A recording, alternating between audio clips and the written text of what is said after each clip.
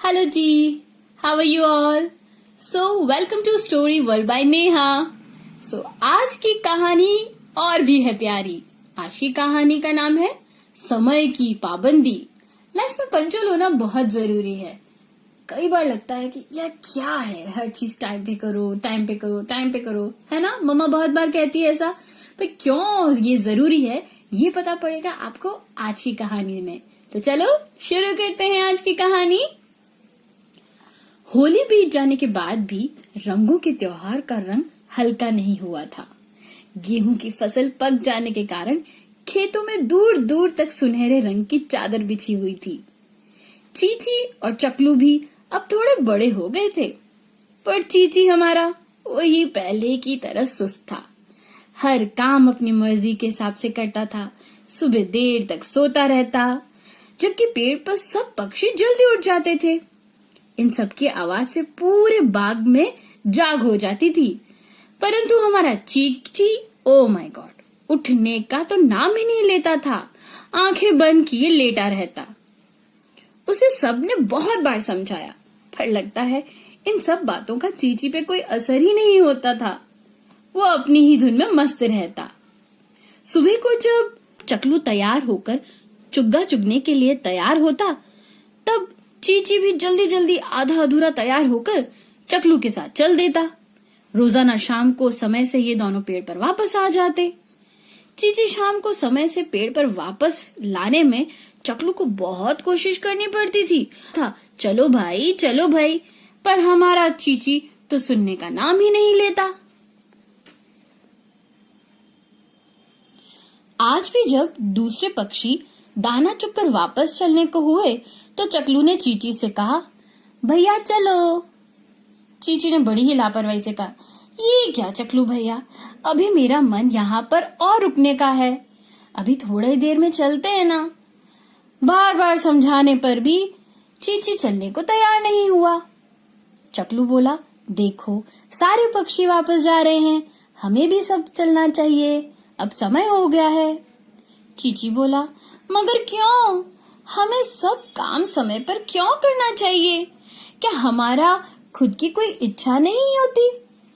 हम जब चाहे कहीं जाएं, जब मन चाहे लौट आएं. चकलू ने उसे समझाने की कोशिश करते हुए कहा, मर्जी वाली बात नहीं है, लेकिन बड़ों की हर सीख में उनके पूरे जीवन का अनुभव छिपा रहता है. हर समय वापस लौटने में क्या अनुभव छिपा है? चीची ने पूछा. चकलू बोला, हाँ, इसके पीछे एक बहुत बड़ी समझदारी की बात छिपी है. एक तो अब धीरे धीरे अंधेरा हो जाएगा, इस कारण हमें वापस जाने में परेशानी होगी. दूसरे, इस समय सब पक्षी साथ जा रहे हैं. अगर कोई रास्ते में परेशानी आएगी तो सब एक दूसरे की मदद कर सकते, लेकिन अकेले में अगर कोई परेशानी आएगी तो रास्ते में वो हमको अकेले ही हल करनी पड़ेगी. यही समझदारी है इस सीख के पीछे. इसीलिए हमें समय पे जल्दी चलना चाहिए, यहाँ से अंधेरा होने से पहले. चीची को वापस न चलते देखकर चकलू फिर बोला, अच्छा ठीक है, मैं चलता हूँ. मम्मी पापा भी हमारे लिए बहुत परेशान हो रहे होंगे, तुम भी जल्दी जल्दी से यहाँ से चल पड़ना. ये कहकर चकलू घर की तरफ उड़ चला. अभी मुश्किल से वो 5-6 खेत उड़ा ही होगा कि उसने देखा एक बड़े से काले काले बादल आ रहे हैं और आगे बढ़ते जा रहे हैं. अचानक हवा भी तेज चलने लगी. चकलू ने देखा कि उसके आसपास और कोई भी नहीं था, सब जा चुके थे. वो समझ गया सब पक्षी अपने घर में समय से पहुंच गए होंगे. चकलू ने एक पल को सोचा, क्या वो भी सीधा घर की तरफ तेजी से उड़ चले, या मौसम की मार से बच सके, या फिर वापस चीची की तरफ चला जाए. वो अकेला अभी अपने में मस्त दाने चुग रहा होगा. उसे तो ये भी नहीं पता कि उसके ऊपर काले काले बादल मंडरा रहे होंगे. उसे लगा कि उसे चीची की मदद के लिए उसके पास जाना चाहिए, और वो मुड़कर चीची की ओर उड़ने लगा. अभी उसने 2 खेत पार ही किए थे कि मोटी मोटी बूंदें गिरने लगी. हवा तेज हो गई.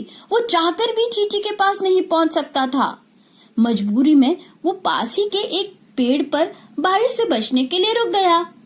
इधर चीची के ऊपर जब एक मोटी बूंद पड़ी तब उसने देखा कि ऊपर काले काले बादल घिर चुके हैं। बूंदें भी लगातार तेज हो रही थी। उसने चारों तरफ देखा, पर सबसे नजदीक का पेड़ जहां बारिश से कुछ बचा जा सकता था करीब 3-4 खेत की दूरी पर था। इसी पेड़ पर चकलू भी रुका था। चीची ने पेड़ की तरफ पहुंचने के बारे में निर्णय लिया। वो उस और तेजी से उड़ चला, पर बूंदें तेज होने के कारण उसके पंख लगातार भीग रहे थे। पंख भीगने से भारी हो रहे थे, इस कारण उसे उड़ने में बहुत जोर लगाना पड़ रहा था। फिर भी वो जैसे तैसे हाफता उस पेड़ पर पहुंच गया, लेकिन अब तक वो बुरी तरह भीग गया था। चीची की ये हालत देखकर चकलू बहुत दुखी हुआ। बारिश अभी पड़ रही थी। चकलू को अब 2 चिंताएं थी। एक तो चीची की चिंता कि वो सारा भीगा हुआ है, और दूसरी तरफ घर पर न पहुंचने के कारण सब जने कितने परेशान होंगे, ये ही सोच रहा था। फिलहाल उसने चीची की परेशानी पर तेजी से सोचना शुरू किया। बारिश के कारण चीची के पंख बुरी तरह भीगे हुए थे। जोर लगाकर उड़ने के कारण वो बुरी तरह थक गया था। उसने चीची से कहा, तुम मेरा सहारा लेकर सामने के पेड़ के तने में बने उस खोकर तक पहुंचने की कोशिश करो। खोकर में बैठकर तुम्हें थोड़ा आराम और थोड़ी गर्मी मिलेगी। चीची धीरे धीरे चूचू का सहारा लेकर उस खोकर तक पहुंच गया और निढाल होकर उसमें लेट गया। इधर बाग में चीची और चकलू के न पहुंचने के कारण सब बहुत परेशान थे। मौसम खराब होने के कारण सबकी चिंता बढ़ गई थी। सब सोच रहे थे कि चीची तो लापरवाह है ही, पर चकलू तो समझदार है। वो तो समय का पाबंद है। उसने ऐसी गलती कैसे कर दी? कहीं कोई परेशानी तो नहीं आ गई इन छोटे छोटे बच्चों के सामने? पता नहीं इस बारिश में वो अब कहाँ होंगे, क्या कर रहे होंगे। कबूतर, कोयल, तोता और गिल्लो बार बार समझाने पर भी चकलू और चीची के मम्मी पापा की घबराहट बहुत बढ़ रही थी। काफी रात बीतने के बाद बारिश बंद हुई। चकलू ने देखा कि खोकर में कुछ गर्मी मिलने के कारण चीची आराम से सो रहा था। तब कहीं जाके उसने चैन की सांस ली। सुबह होने का अब चकलू इंतजार करने लगा।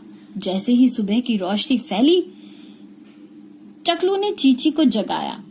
चीची, अब तुम्हारी तबीयत कैसे है? चीची उठा। उसे अब काफी अच्छा लग रहा था। उसने अपने पंख खोले और बोला, हाँ, अब मैं ठीक हूँ। चकलू बोला, तुम्हारे पंख नमी के कारण कुछ भारी होंगे। हम दोनों धीरे धीरे उड़कर घर चलते हैं। अगर रास्ते में कोई परेशानी हो तो मुझे बताना। दोनों आराम से उड़ते उड़ते अपने पेड़ पर पहुंचे।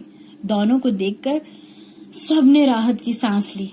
इससे पहले कि कोई इन दोनों से कुछ कहता, चीची ने शाम की सारी बात बताई कि किस तरह चकलू का कहना न मानकर वो रुका, और फिर किस तरह से चकलू ने रुककर उसकी मदद की। सबसे माफी मांगते हुए उसने कहा, अब मैं हमेशा समय का पाबंद रहूंगा और बड़ों की सीख मानूंगा।